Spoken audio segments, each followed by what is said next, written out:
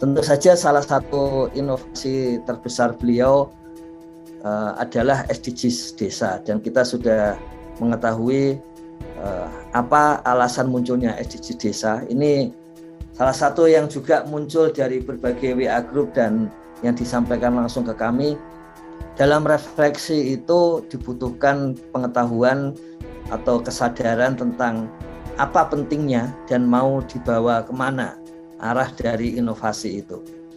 Perlu kami sampaikan yang namanya inovasi itu paradigma atau sudut pandang baru.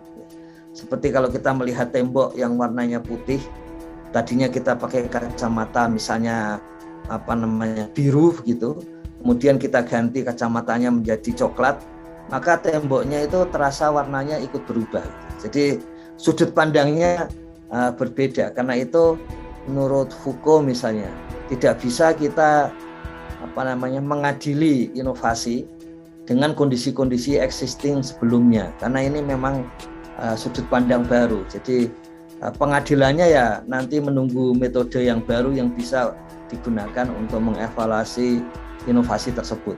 Saya kira SDGs desa relatif, karena kita sudah bicarakan berkali-kali, relatif jelas, meskipun ada yang menyampaikan membaca bukunya apa tidak. Kemudian ada yang menyampaikan membeli kaosnya apa enggak. Ternyata lebih banyak yang membeli kaos SDGs desa daripada membeli buku SDGs desa untuk dibaca. Jadi memang ada tantangan di situ. Jadi menyampaikan SDGs desa dengan lebih jernih, lebih mudah, sekaligus lebih ringkas daripada bukunya. Kemudian kami coba sampaikan ini bagaimana inovasi tentang padat karya, tentang padat karya tunai desa. Jadi waktu itu sudah ada penghitungan seperti ini.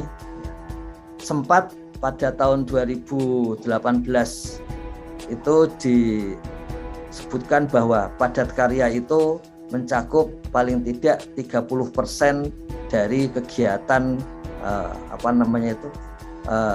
infrastruktur melalui dana desa. Bagaimana cara hitungannya? Hitungannya seperti ini. Jadi pada saat itu jika padat karya itu bisa sesuai untuk warga miskin, maka kita mendapatkan manfaat berapa kemiskinan akan turun. Dan kita sudah tahu, sudah ada buktinya bahwa sesuai dengan kondisi.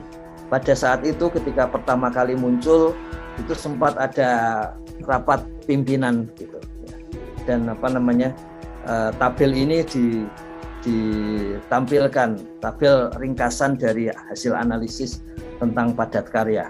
Nah, lompatannya adalah bagaimana memutuskan. Skenarionya itu mau 20% dari dana desa, 30%, 40% atau 50%. Di masa itu usulannya itu 10%. Tapi Menteri Desa pada saat itu kemudian menyampaikan ngapain 10%. 10% bahkan di luar hitungan rekomendasi ini. Ini rekomendasi dari internal kementerian. Maka beliau menyampaikan 30%. Maka kebijakan tentang PKTD di tahun itu adalah 30%. Ini konsep yang sama, tabel yang sama, itu dilihat kembali ketika Presiden Jokowi juga menyampaikan harus lebih tinggi lagi padat karya tunai desa.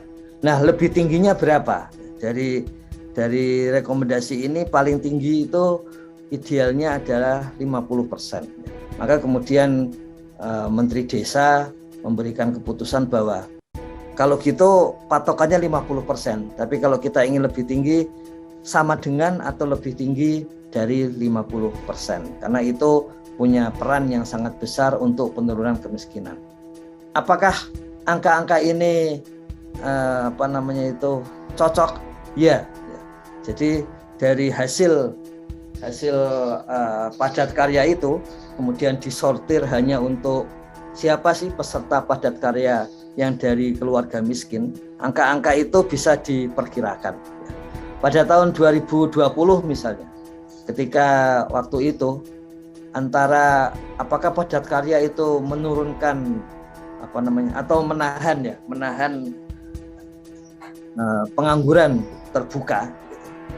Itu kami masih ingat di bulan Agustus itu menyusun hitungan pengangguran terbuka desa hanya berbasis data padat karya. Tapi tahun 2020 ya, ketika sedang ada COVID, kemudian hampir semua usaha ekonomi tidak bergerak, sehingga memang soal pengangguran dan tidak menganggur itu sangat tergantung kepada padat karya tunai desa. Jadi hitungan kami pada waktu itu tepat 99%.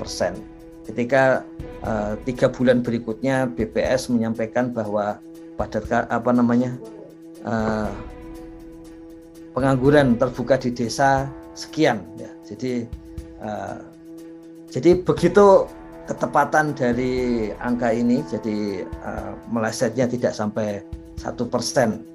Kemudian di akhir tahun 2019, jadi pada awal menjadi menteri, kalau menteri Gus Salim ini, itu beliau sampaikan usulan bagaimana kalau tahapan pencairan dana desa 30, 50, 20. Kita ingat pada tahun itu 2019 itu masih 20, 40, 40. Jadi 20% tahap 1, 40% tahap 2, 40% tahap 3. Nah, Gus Salim menyampaikan dalam usulannya itu bagaimana kalau 30, 50, 20. Itu dengan harapan, kenapa? Dengan alasan-alasan bahwa tahap 3 durasinya pendek. Selama ini memang pencairan itu kadang sampai dimulai di bulan Desember, jadi tahapnya sangat pendek. Meskipun kalau untuk desa pertanggungjawaban laporannya bisa disampaikan sampai 30 Maret sesuai PP 60 tahun 2014.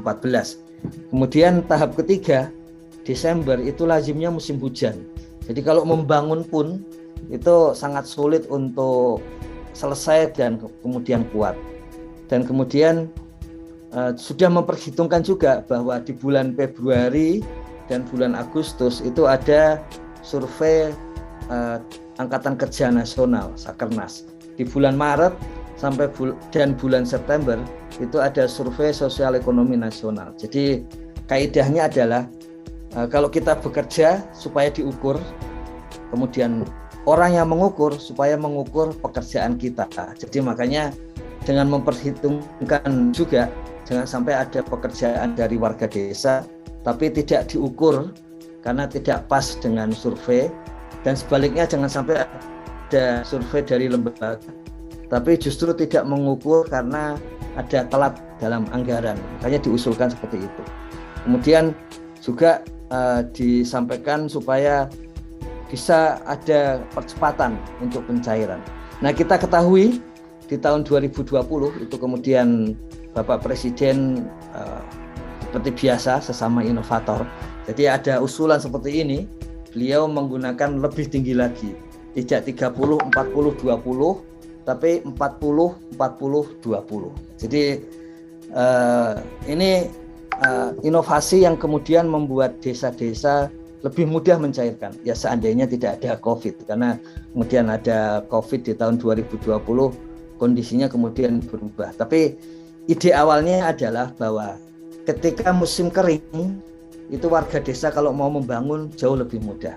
Sesuai dengan temuan dari Robert Chambers sejak tahun 1980-an, salah satu yang membuat desa itu jatuh miskin adalah ketika musim hujan. Karena untuk masuk ke desanya sulit dan kemudian untuk membangun juga jadi sulit. Maka menurut Robert Chambers sebisa mungkin membangun adalah tahun pada waktu musim kering gitu.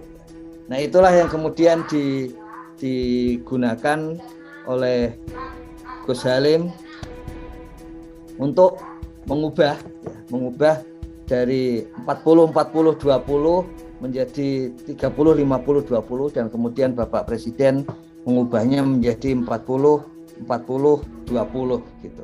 Ya.